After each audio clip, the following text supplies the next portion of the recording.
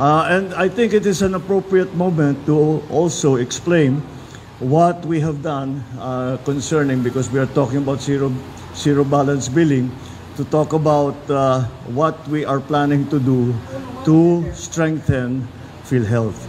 I think today we can announce that alam niyo nung kinuha ng Department of Finance yung 60 billion na pera ng PhilHealth na hindi naman nagagamit, ay dinala sa national government. Kahit anong paliwanag na ibigay namin, kahit na anong pakita natin na dumadami ang serbisyo na kinocover ng PhilHealth, may pangamba pa rin yung tao na baka mabawasan yung mga services. Dinagdagan na natin. Pero siyempre, hindi mo maiwasan yan dahil ibang usapan ito. You were talking about life and death issues here for people.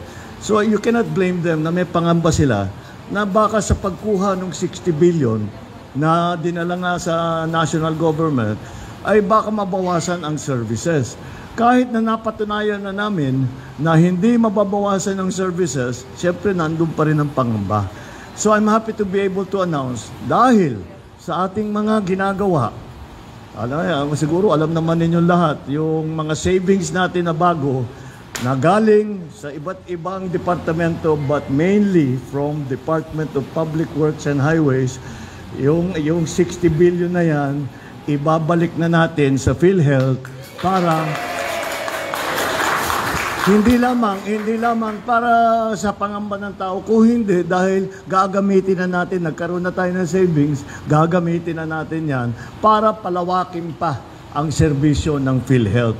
Kaya yan po ang aming patuloy na iginagawa para parang ating mga kababayan ay maramdaman naman nila na ang pamahalaan, ang DOH, lahat mga health workers, ginagawa lahat upang yung kanilang kalusugan at ang kanilang mga anak, lalong-lalo na dito, ay naaalagaan, naaalalayan. And that's what we are trying to do.